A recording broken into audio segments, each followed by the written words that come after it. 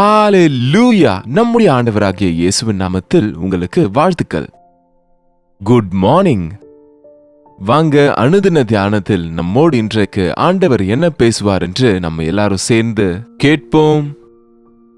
பரிசுத்த வேதத்தில் இருக்கிற ஒவ்வொரு வார்த்தையும் நமக்கு ஒவ்வொரு நாளும் ரொம்ப முக்கியங்க. கவனமா அதனால அவர் என்னோடு பேசணும் என்கிற ஆசையோடு சிறிய ஜெபத்தோடு தொடங்குவோம். பரிசுத்தரே, எமக்கு நன்றி ஆண்டவரே. ஒவ்வொரு நாளும் ஒரு சண்டை, நாளுக்கு ஒரு பிரச்சனை, ஒவ்வொரு நாளும் ஒரு போராட்டம். அதையும் தாண்டி ஒவ்வொரு நாளும் எங்களை விடுவிக்கிறீர், நடத்துகின்றீர், எங்களை மன்னிக்கிறீர், சுத்திகரிக்கிறீர். அதற்காக உமக்கு நன்றி அப்பா. இந்த காலை நேரத்தில் இன்னொரு முறை உம்முடைய வார்த்தை எங்களுக்கு கொடுக்கும்படிக்கு கிறிஸ்துவின் நாமத்தில் ஜெபிக்கிறோம் நல்ல பிதாவே, ஆமென். ஆமாங்க, அந்தந்த நாளுக்கு அதனதின் பாடு போதும் அப்படின்னு ஆண்டவர் சொன்னாரு பாருங்க. மத்தேயுவின் சுவிசேஷம் 6ஆம் அதிகாரம் 34ஆம் வசனத்திலே, நாளைக்காக கவலைப்படாதிருங்கள், நாளைய தினம் தன்னுடையவர்களுக்காக அது கவலைப்படும், அந்தந்த நாளுக்கு அதனதின் பாடு போதும். அந்தந்த நாளின் கஷ்டத்தை அன்றைக்கு டீல் பண்ணா போதும், அவைகளை சரி செய்தா போதும், அவைகளை எதிர்கொண்டா போதும், அவைகளை ஜெயித்தால் போதும். எந்த நாளுக்கான போராட்டத்தை அன்றைக்கு போராடினா போதும், நாளைக்கான போராட்டத்தை இன்றைக்கு போராட வேண்டிய அவசியம் இல்லை. எந்த நாளின் கவலை அந்த நாளுக்கு போதும், நாளைய குறித்து கவலைப்பட தேவையில்லை. ஆனா நம்ம செய்யறது என்ன? இன்றைக்கான விஷயத்துல தேவன் செய்த நன்மையாவது, தேவனுடைய திட்டங்களையாவது, தேவனுடைய சித்தத்தையாவது, அவருடைய மேன்மையாவது அறிய வேண்டும் என்ற ஆசை, இன்றைக்கு எதிர்கொள்கிற பிரச்சனைகளில் இருந்து வெளியே வரணும் என்ற ஆசையை விட, அந்த பாரத்தை விட, அந்த கவலையை விட, நாளைக்கு என்ன நடக்குமோ என்கிற பயம், நாளைக்கு எப்படி அப்படிங்கிற கவலை, எனக்கு வயதாயிடுச்சுன்னா எப்படி, நான் வியாதிப்பட்டு போனா எப்படி, நாளைக்கு எங்க பிள்ளைங்களுக்கு திருமணமாகி போயிட்டா எங்களுடைய நிலைமை என்னங்க, நாளை என்பதின் அந்த கவலையெல்லாம் மூட்டை கட்டிக்கொண்டு இன்றைக்கு அநேகர் நசுங்கி போறாங்க. அதுக்குதான் ஆண்டவர் சொன்னாரு, நாளைக்காக கவலைப்படாதிருங்கள், நாளைக்காக டோன்ட் வரி. நாளை குறித்து நீங்க ஒரு திட்டம் போட வேண்டாம், ஒரு ஆயத்தமாக வேண்டாம்னு சொல்லல, ஆனா கவலைப்பட வேண்டாம். பாத்தீங்களா, கவலைப்படுறது வேறு, நாளை குறித்து நாம சேர்த்து வைப்பதோ, ஆயத்தப்படுவதோ, அல்லது ஒரு திட்டம் போடுவதோ அது வேறு. அது வேண்டான்னு சொல்லல, ஆனா நாளைக்கு என்னாகுமோ என்ற பயம், அந்த கவலை, அது தேவையில்லைங்க. பாத்தீங்களா, கவலைப்படுகிற நேரமெல்லாம் நம்முடைய வாழ்க்கையில வீணாக்கப்பட்ட நேரங்க. அதனால எந்த பிரயோஜனமும் கிடையாது. இன்னும் சோர்ந்து போய் டிப்ரெஷன்ல போகிறது தவிர, திட்டங்கள் தீட்டுவதால நம்ம மனது விரிவடையும். அந்த திட்டங்கள் சரியோ இல்லையோ தெரிந்து கொள்வதற்கு நாளைக்கு வரைக்கும் நமக்கு நேரம் இருப்பதுனால அதை குறித்து நாம பெருசா கஷ்டப்படவோ கவலைப்படவோ தேவையில்லை. ஆனா நாளைய குறித்ததான கவலை, சொல்லுங்க, உங்களுக்கு இருக்கா? சொல்லுங்க. ஏதோ ஒரு நேரத்துல ஒவ்வொரு மனுஷனுக்கும் அப்படிப்பட்ட யோசனைகள் வரும். நமக்கு வராவிட்டாலும் நம்ம பக்கத்துல இருக்கிறவங்க, சுற்றி இருக்கிறவங்க ஏதோ ஒன்றை நமக்குள்ள விதைச்சிருவாங்க. பாத்தீங்களா, நம்மள ஏதோ ஒரு வார்த்தை சொல்லி, என்ன இப்போவே இப்படி இருக்குன்னா உனக்கு வயசாயிடுச்சுன்னா என்ன ஆயிடும் உன்னுடைய நிலைமை, நீ இவ்வளவு தாராளமா உன் பிள்ளைங்களுக்கு இப்ப கொடுக்குற, உன் பிள்ளைங்க உன்னை பார்த்துப்பாங்க நினைக்கிறியா உன்ன? என்னங்க, பின்ன நீ இவ்வளவா இப்போவே நீ இப்படி இருக்கிற, அப்ப நாளைக்கு என்ன ஆயிடும் உன்னுடைய சூழ்நிலைன்னு பல விதமான குழப்பத்தின், சந்தேகத்தின் யோசனைகளை நாம கொண்டிருப்போம். சில நேரம் நம் மேல அது தாக்கத்தை ஏற்படுத்துது மற்றவங்க சொல்லும் போது. ஏசாண்டவரை நம்புறவங்களுக்கு கவலை இல்லைங்க. உண்மையா சொல்லுங்க, ஏசாண்டவரை நம்புறீங்களா நீங்க? ஆமா, நம்புறேன்னு சொல்றீங்க. அப்படின்னா என்னன்னு நம்புறீங்க? அவர் உண்மையான தேவன்னு நம்புறீங்களா? அவர் சர்வ வல்லமை உள்ளவர்னு நம்புறீங்களா? அவர் உங்களை நேசிக்கிறாருன்னு நம்புறீங்களா? அவர் உங்களை கைவிட மாட்டேன்னு சொல்லியிருக்காருன்னு நம்புறீங்களா? தேவன் தம்முடைய ஐஸ்வர்யத்தின்படி உங்கள் குறைவெல்லாம் நீக்குவார்னு நம்புறீங்களா? அப்புறம் இன்னும் கவலை எதுக்கு? என்னத்தை உண்போம், என்ன குடிப்போம், என்ன உடுத்துவோம்னு கவலைப்படாதீங்கன்னு ஆண்டவர் சொல்லியிருக்கிறார்ல.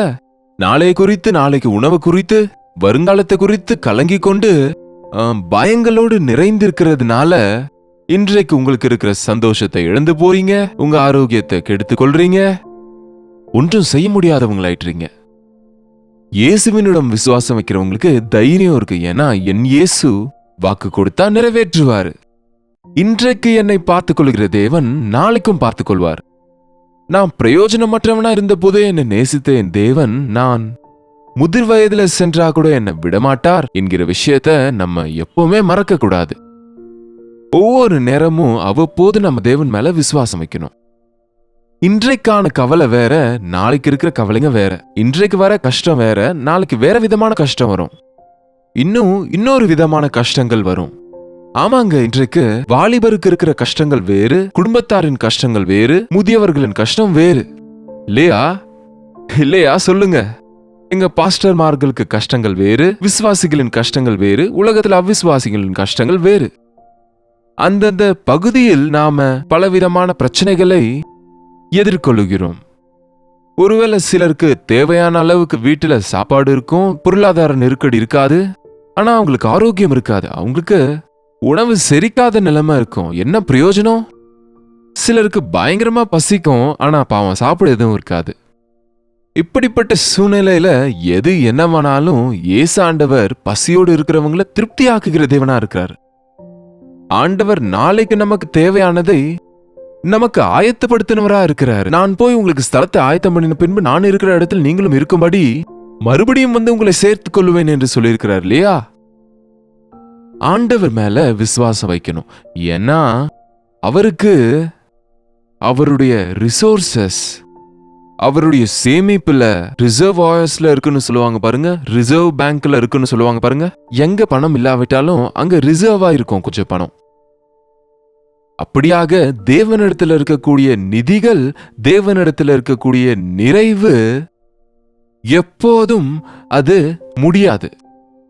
இந்த உலகத்துல இருக்கக்கூடிய ரிசர்வ் பேங்க் கூட திவாலாகும், ஆனா பரலோகத்தின் நிதி செல்வத்துக்கு யாரும் ஓட்ட போட முடியாது. அது என்றைக்கும் நிறைவாக தான் இருக்கும். நீங்க ஒரு பரலோகத்தின் பிள்ளையா, தேவ பிள்ளையா, கிறிஸ்துவின் பிள்ளையா, பரலோகத்தின் பிதாவின் குமாரத்தியா, குமாரனா, ஆண்டவரை ஏற்றுக்கொண்டு அவருடைய பிள்ளையா நீங்க இருக்கும்போது எந்த குறையும் இல்லாம அவர் பார்த்துக் கொள்வாரு. அது மட்டுமல்ல, புலம்பலின் புஸ்தகம் 3ஆம் அதிகாரம் 22ஆம் வசனம் வாசிக்கிறேன் கேளுங்க. 23ஆம் வசனம் வாசிக்கிறேன் கேளுங்க.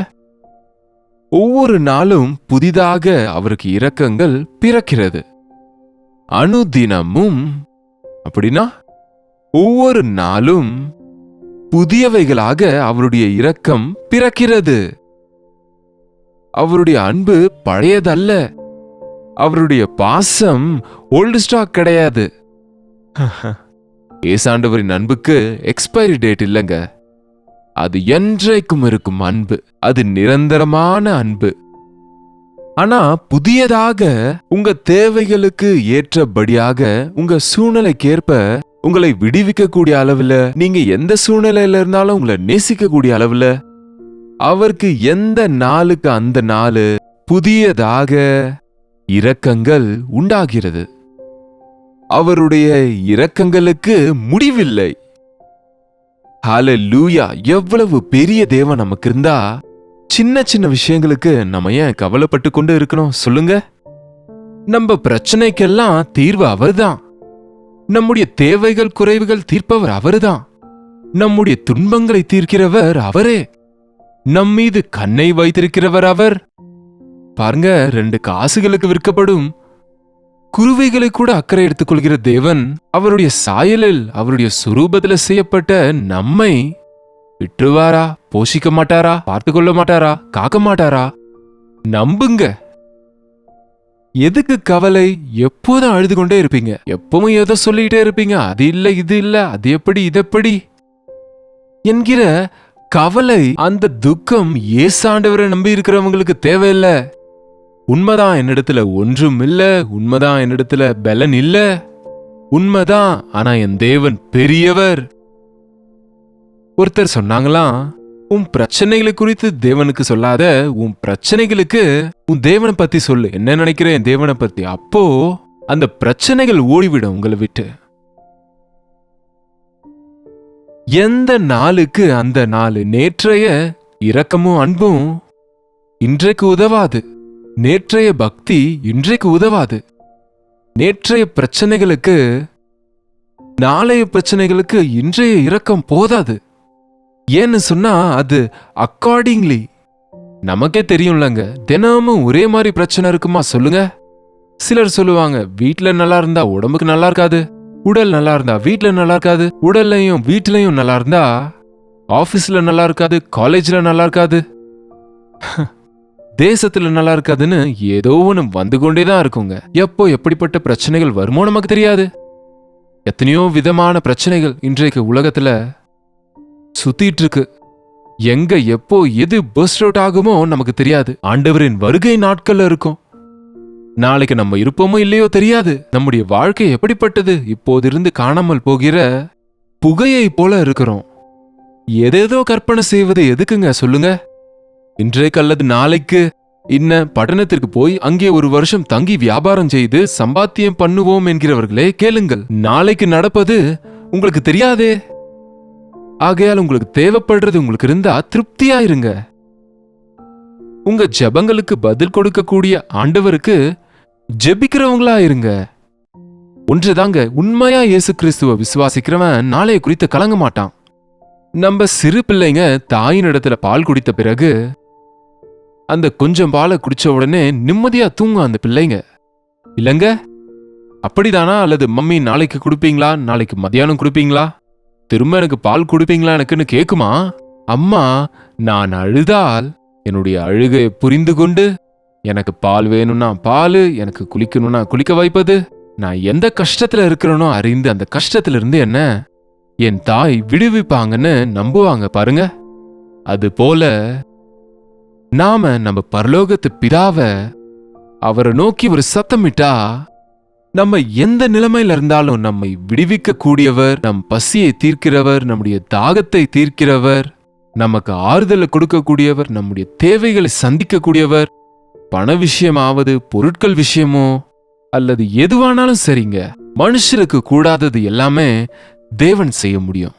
நம்பிக்கை இல்லாதவன் தான் நாளைக்கு கொடுக்கறேன்னு சொன்னா இப்போவே கொடுத்துருன்னு சொல்லுவாங்க. திரும்ப நாளைக்கு வருவியோ இல்லையோ என்று சொல்லுவாங்க பாருங்க சிலர். எந்த நாளுக்கு அந்த நாள் எடுத்துக்கொள்ளும்படி ஆண்டவர் சொன்னா, இந்த மாதத்துக்கு எல்லாம் போதுமானது, இந்த வருஷத்துக்கு எல்லாம் போதுமானது எனக்கு ஒரே முறை கொடுத்துருங்க என்பது போல சொல்றோம். அப்படின்னா நீங்க தேவனை நம்பலன்னு அர்த்தங்க. அவர் உண்மையுள்ள தேவன். அவர் அந்த இஸ்ரவேலரை எகிப்திலிருந்து வெளியே கொண்டு வந்த போது அந்த வழியில அவங்களுக்கு என்ன என்ன கொடுத்தாருங்க? அவங்க சாப்பிடுவதற்கு வானத்திலிருந்து மன்னாவை கொடுத்தாரு. அந்த மன்னா அந்த தனியா மணிகளைப் போல இருந்த மன்னாவை அனுதினமும் முழங்கால் படியிட்டு அந்த பனியில இருக்கக்கூடிய அந்த மன்னாவை ஒரு பாத்திரத்தில் எடுத்துக்கொள்ள வேண்டும். அந்த நாளெல்லாம் அதை புசிக்க வேண்டும். அதை யாரும் சேர்த்து வைக்க கூடாது. நாளைக்காக இன்றைக்கே எடுத்து வச்சா அது கெட்டு போயிடும். ஆனா சிலர் அது போல எடுத்து வைத்துக் கொண்டாங்களாம். அது நாற்றம் எடுத்ததுன்னு இருக்கு வேதத்துல. இன்றைய பக்தி நாளைக்கு உதவாதுங்க. இன்றைக்கு செய்தீங்க ஜெபம், அது நாளைக்கு போதாது. திரும்ப நாளைக்கு செய்யணும், திரும்ப திரும்ப செய்யணும். அதுக்குதான் தேவன் அவர்களை பரிசீலனை செய்ய அங்க ஏதோ பெரிய ஃபுட் கார்பரேஷன் போல பெரிய குடோன் வச்சுட்டு அங்க மூட்டை மூட்டையாக அந்த மன்னாவை சேர்த்து வைக்கல. ஆனா எந்த நாளுக்கு அந்த நாள் பரத்திலிருந்து உதவி, வானத்திலிருந்து அந்த மன்னா தனியாவை போலனா அது ரொம்ப சின்ன சின்னதா இருக்கும். அது வானத்திலிருந்து கொட்டும் போது எடுத்துக்கொள்ளணும். ஏன் அப்படி வைத்தார்னா, தினமும் தேவனனை போஷிப்பார் என்று அவங்க நம்பணும். என் ஆண்டவர் நாளை காலையில எனக்கு உணவு கொடுப்பாரா என்ற சந்தேகமே இல்லை. இதோ நீங்க காலையில எழுந்திருக்கும் போதே சூரியன் உதிக்கிறான், நீங்க படுக்க போகும்போது சூரியன் அஸ்தமிக்கிறான். எப்போவாவது நாம உண்மை இல்லாதவங்க தான், ஆனா சூரியன் உதிக்காம இருந்த நாள் இருக்கா? சந்திரன் பிரகாசிக்காம இருந்த நாள் இருக்கா? தேவனுக்கு சர்வ சிருஷ்டியும் கூட அது கீழ்ப்படுகிறது. நாம ஆண்டவர் மேல நம்பிக்கை வைக்கணுங்க. ஒரு முறை யாத்திராகமம் 16ஆம் அதிகாரம் 4ஆம் வசனம் பார்த்தா, அப்போது கர்த்தர் மோசேயை நோக்கி, நான் உங்களுக்கு வானத்திலிருந்து அப்பம் வருஷிக்க பண்ணுவேன், அவர்களின் நியாயப்பிரமாணத்தின்படி நடப்பார்களோ நடக்க மாட்டார்களோ என்று அவர்களை சோதிக்கும்படி, அவங்க என்னுடைய வசனத்தின்படி நடப்பாங்களா இல்லையா, அவங்க என்ன நம்புவாங்களா இல்லையா என்று சோதிக்கும்படி ஜனங்கள் போய் ஒவ்வொரு நாளுக்கு வேண்டியதை ஒவ்வொரு நாளிலும் சேர்த்து கொள்ள வேண்டும். ஒவ்வொரு நாளும் அந்தந்த நாளின் பக்தி அந்த நாளே கொண்டிருக்க வேண்டும். எந்த நாளின் ஜெபத்தை அன்றைக்கே செய்யணும். எந்த நாள்ல நாம தேவனை நோக்கி எது வேணும்னு கேட்போமோ அதை அந்த நாளே ஆண்டவர் கொடுப்பாரு. எப்போதுக்கப்போது நம் தேவன் நம்முடைய எல்லா தேவையும் சந்திப்பாரு. நம்பிக்கை வைங்க, கவலைப்படாதீங்க, நாளைய குறித்து கலங்காதீங்க. இன்றைக்கு கவலை இருந்தா உங்க கவலை எல்லாம் அவர் மேல போடுங்க. அவர் உங்க தேவைகளை எல்லாமே சந்திப்பார். ஜெபிப்போம். பரிசுத்தரே, அன்புள்ள தகப்பனே, இன்னொரு நாள் நாங்கள் எல்லாரும் சேர்ந்து நீர் எவ்வளவு பெரிய தேவனோ அதை நாங்கள் உணர்ந்து கொள்கிறோம். உம்முடைய அன்பிற்காக உம்மை துதிக்கிறோம். எங்கெங்கே இருந்து உம்முடைய பிள்ளைகள் உம்முடைய வார்த்தைகளை கேட்டுக்கொண்டு என்னென்ன கவலைகளை மேலே போட்டுக்கொண்டு நொறுங்கி போய் இருக்கிறாங்களோ அப்படிப்பட்டவங்களை நீங்க ஒருமுறை பாருங்கப்பா. இன்றைக்கே எங்களை விடுவிக்கிற தேவன் நீர். நாளை கல்லப்பா, எங்களுடைய வாழ்நாள் எல்லாம் எங்கள் தேவைகளை எல்லாம் சந்திப்பீர் என்ற விசுவாசத்தை எங்களுக்கு கொடுங்க. நாளை குறித்து கவலைப்பட்டு கொண்டு உட்கார்ந்து இன்றைய நாளை வீணாக்காம அந்தந்த நாளின் பாடு அந்த நாளுக்கு போதும். அவருடைய இரக்கங்களுக்கு முடிவில்லை, அது காலைதோறும் புதிதா இருக்கிறது. அவர் எவ்வளவேனும் உண்மையுள்ளவர் என்ற விஷயத்தை நாங்க மனசுல வைத்துக்கொண்டு அவ்வப்போது நீர் கொடுக்கிற விடுதலையை பெற்றுக்கொண்டு சந்தோஷமா உம்மை துதித்து கொண்டு ஜெய வீரர்களா உம்முடைய சாட்சிகளாய் வாழ்வதற்கு எங்களுக்கு உதவி செய்யும்படிக்கு கிறிஸ்துவின் நாமத்தில் ஜெபிக்கிறோம் நல்ல பிதாவே, ஆமென். பிதாவாகிய தேவனுடைய அன்பும் குமாரனாகிய இயேசு கிறிஸ்துவனுடைய கிருபையும் பரிசுத்த ஆவியானவருடைய அந்யோன்யமும் ஐக்கியமும் கூடிய வந்திருக்கிற அனைவருக்கும் இப்பொழுதும் சதா காலமும் துணையாயிருப்பதாக. ஆமென்.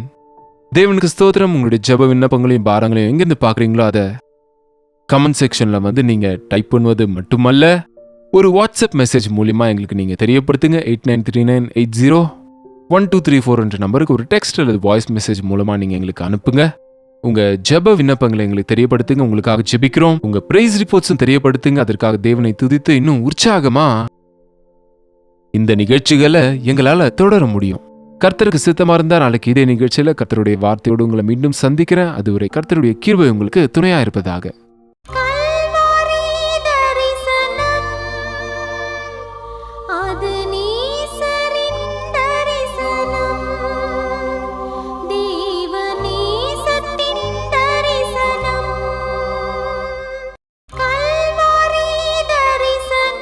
ஒவ்வொரு நாளும் வசனம் தியானிப்பேன், ஒவ்வொரு காலையிலும் உம்மை சந்திப்பேன்.